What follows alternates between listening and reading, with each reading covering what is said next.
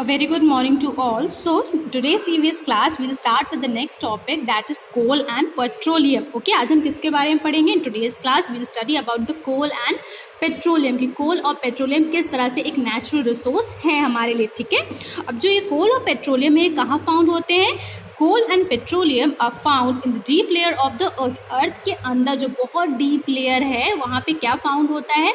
ये कोल और पेट्रोलियम पाया जाता है. ओके, कहाँ पाया जाएगा? ये अर्थ के बहुत ही डीप में, जो अर्थ के बिल्कुल डीप लेयर, जमीन के बहुत अंदर जो लेयर होती है, डीप लेयर है, वहाँ पे हमें कोल और पेट्रोलियम मिलता है. Formation of coal and petroleum takes millions of years. अब जैसे हम घर में खाना बनाया, हमने सब्जी काटी और हमारा सब्जी बन के तैयार हो गया, लेकिन जो ये कोल और पेट्रोलियम है इनको बनने में कितना समय लगता है?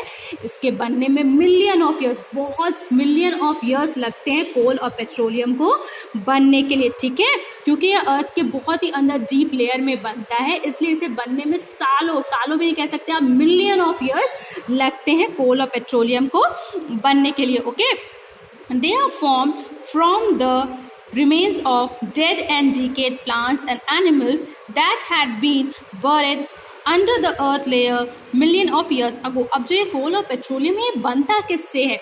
किस चीज़ से ये बनता है? तो जो पेड़, जानवर, जो जब ये इनकी डेथ हो जाती है, तो डेथ होने के बाद क्या, ज़मीन में पड़े इनकी डेथ हो गई. अब डेथ होने के बाद बहुत सालों तक ये क्या होता है? डीके, बिल्कुल सड़ जाता है, गल जाता है. जब गलने के बाद, जब बहुत साल लगते हैं इसको क्या होता है? गलने के लिए.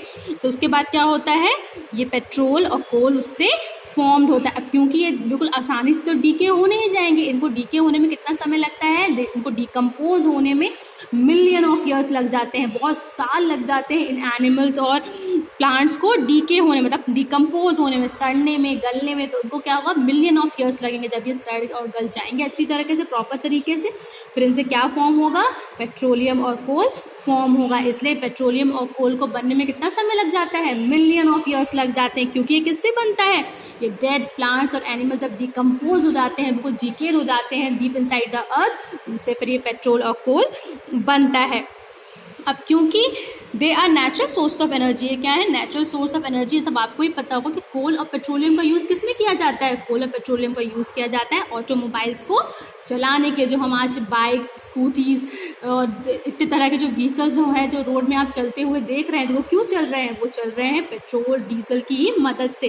पहले के टाइम पे जो आपने देखा होगा, जो ट्रेन थी, वो ट्रेन किससे चलती थी? This train run with the help of coal. कोयले से, कोल मीन्स कोयला, कोयले की मदद से जो ट्रेन्स थी वो क्या करती थी? ट्रैक्स पे रन कर पाती थी. ठीक है, इसलिए कोल और पेट्रोलियम जो है वो एक एनर्जी का सोर्स है, and they are used for running automobiles like car, buses, scooter, trains etc. तो स्कूटर, ट्रेन, कार, बस, इन सब को चलाने के लिए हमें किसकी ज़रूरत पड़ती है? हमें एनर्जी की ज़रूरत पड़ती है. और ये एनर्जी किससे मिलती है? हमें कोल और पेट्रोलियम से मिलती है. Okay, so coal and petroleum is a natural resources. और ये कहाँ पाया जाता है? It is found deep layer, deep inside the earth. Earth की कुछ डीप लेयर जो होती है वहाँ पे हमें कोल और पेट्रोलियम मिलता है. और कोल और पेट्रोलियम को बनने में मिलियन ऑफ ईयर्स लगते हैं. और ये किससे बनता है? It is form with dead and decayed plants and animal. Dead और डीकेड प्लांट्स, एनिमल जो होते हैं, जब वो डिकम्पोज हो जाते हैं, it take million of years for plants and animals to decay. जब ये अच्छी तरीके से डीके हो जाते हैं तो फिर इनसे क्या फॉर्म होता है? कोल और पेट्रोलियम फॉर्म होता है. Okay, now the next thing is plants and animals. अब हम किसके बारे में पढ़ेंगे? प्लांट्स और एनिमल्स, यानी पेड़ पौधे और जानवरों के बारे में. Okay, plants and animals are living components on the earth. They are beautiful gifts of nature. They cannot live without air, water, soil and sunlight. अब plants और animal क्या है? plants और animal जो है वो earth के living components हैं. ये बहुत ही beautiful गिफ्ट है नेचर से. ठीक है, जो प्लांट्स और एनिमल्स आप देखो, जो प्लांट्स और एनिमल्स कितने अच्छे लगते हैं, तो ये क्या है? एक बहुत ही ब्यूटीफुल गिफ्ट है जो नेचर ने हमें दिया हुआ है. क्योंकि ये लिविंग कंपोनेंट है, इसलिए इन्हें जिंदा रहने के लिए किसकी जरूरत पड़ती है? एयर की, वाटर की, सॉइल की और सनलाइट की. अगर इन्हें एयर, वाटर, सॉइल और सनलाइट नहीं मिलेगा सो दे कैन नॉट सर्वाइव. क्योंकि प्लांट्स को मिट्टी, पानी, हवा की ज़रूरत और सनलाइट की ज़रूरत होती है. अगर इन्हें ये चीज़ें नहीं मिलेंगी तो ये क्या करेंगे? सर्वाइव नहीं कर पाएंगे. सर्वाइव नहीं कर पाएंगे मतलब ज़्यादा जिंदा नहीं रह पाएंगे. Plants are the only living organism which can prepare their food from non-living matters of the earth and produce fruits, vegetables and fruit grains. अब जो प्लांट्स हैं वो इकलौते ऐसे लिविंग ऑर्गेनिज्म हैं जो अपना खाना खुद से बनाते हैं। जैसे हम जो है हम प्लांट्स और एनिमल्स पे डिपेंड करते हैं अपने खाने के लिए, क्योंकि हमें फ्रूट्स कहाँ से मिलेंगे, प्लांट से मिलेंगे, और जो हम नॉन वेजिटेरियंस जो होते हैं जो मीट और फिश खाते हैं तो उसके लिए एनिमल्स पे डिपेंड करते हैं। लेकिन प्लांट्स जो है वो इकलौते ऐसे लिविंग ऑर्गेनिज्म हैं जो अपना खाना खुद से प्रिपेयर करते थे, make their food by their own. So ये क्या है, प्रोड्यूसर्स हैं, और हम क्या है, डिपेंडर्स है, क्योंकि हम डिपेंड करते हैं दूसरों पे अपने खाने के लिए। बट प्लांट्स क्या है, वो अपना खाना खुद प्रोड्यूस करते हैं with the help of sunlight, water, chlorophyll and carbon dioxide. So क्योंकि ये अपना खाना खुद प्रोड्यूस करते हैं इसलिए ये हमें क्या प्रोवाइड करते हैं, and these plant provide us foods, fruits, vegetables and food grains. Next is animal get their food from plants, in turn they help plants to grow in many ways. अब जो एनिमल्स हैं वो plants पे depend करते हैं for their food. अब जो ये एनिमल्स है वो फ्रूट्स खाते हैं, पेड़ों की पत्तियां खाते हैं, तो इस तरह से ये प्लांट पे क्या करते हैं, डिपेंड करते हैं। एंड विच इन टर्न, और प्लांट्स क्या करते हैं, इन प्लांट्स को रिप्रोड्यूस होने में हेल्प करते हैं। प्लांट रिप्रोड्यूस होगा कि खा के उनके बीज यहाँ वहाँ पे स्प्रेड कर देते हैं, डिस्पर्स कर देते हैं, जिसकी वजह से जो प्लांट्स हैं वो दूसरी जगह पे भी ग्रो कर पाते हैं। इस तरह से प्लांट्स और एनिमल एक दूसरे पे क्या करते हैं, इंटरडिपेंड करते हैं। ठीक है, all natural resources are very important for us.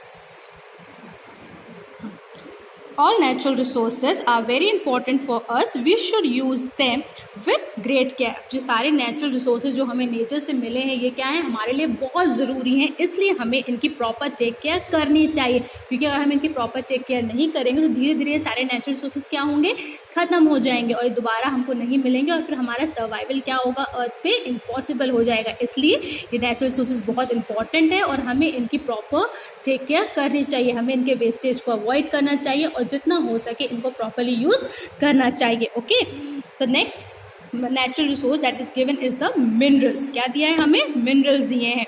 Minerals कहाँ पाए जाते हैं, all these minerals are found deep inside the earth. Earth के डीप इनसाइड लेयर में ये सारे मिनरल्स हमको मिलते हैं। Okay, there are different types of minerals found in nature. अब हमारे नेचर में हमें बहुत सारे मिनरल्स मिलते हैं, like diamond, iron, granite, sapphire, copper, zinc, gold etcetera. अब ये कुछ ऐसे मिनरल्स हैं जो हमें कहाँ से मिले हैं, नेचर से मिले हैं।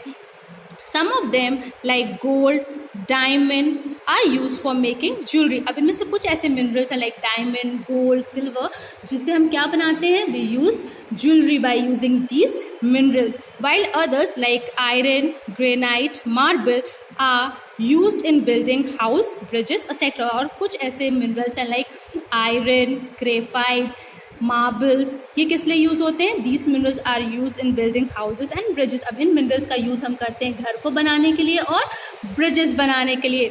दे are of great importance for us, और ये सारे मिनरल्स हमारे लिए बहुत इंपॉर्टेंट है क्योंकि इनकी वजह से हम अपने घरों को बना सकते हैं, हम अपनी ज्वेलरी बनाते हैं इनसे, हमारे जो इंफ्रास्ट्रक्चर है जो पूरी कंट्री का वो इस पे ही डिपेंड करता है। इसलिए ये मिनरल्स हमारे लिए बहुत ज़रूरी हैं, और क्योंकि ये मिनरल बहुत ज़रूरी है इसलिए ये बहुत ज़्यादा प्रीशियस है, बहुत कॉस्टली है, इसलिए हमें इनके वेस्टेज को भी अवॉइड करना चाहिए। Okay, so what we have done today we have learn about the coal and petroleum, that it is a natural resources which is found in deep inside layer of the earth. Next we have studied about the plants and animals, and the last thing we have studied about the minerals. Okay, so today we have completed the explanation of lesson number 5, that is natural resources. आज हमने natural resources का explanation finish किया है कि natural resources क्या होते हैं। natural resources means all those resources that we get from the nature. वो सारे resources जो हमें nature से मिले हैं उनको हम क्या बोलते हैं, natural resources बोलते हैं। some example of these natural resources are air, water, soil, sunlight, coal, petroleum, minerals, plants and animals. So we have studied about all these natural resources in detail. In the next class we